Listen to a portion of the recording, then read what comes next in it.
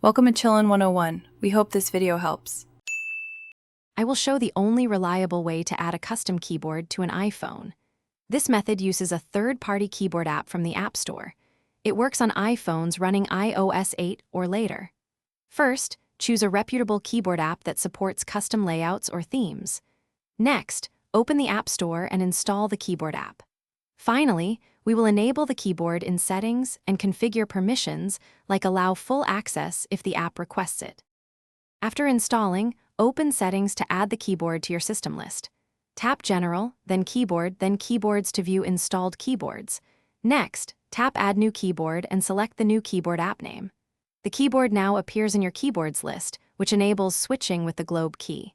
If the app requests advanced features, tap it and toggle Allow Full Access.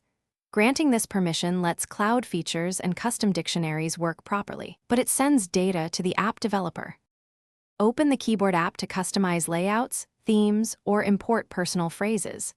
After customizing, return to any text field and tap the globe key to switch keyboards. Press and hold the globe key to choose a specific keyboard from the list. If the keyboard behaves oddly, first force close its app and reopen it.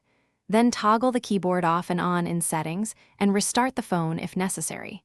If problems persist, update the app or uninstall and reinstall it from the App Store.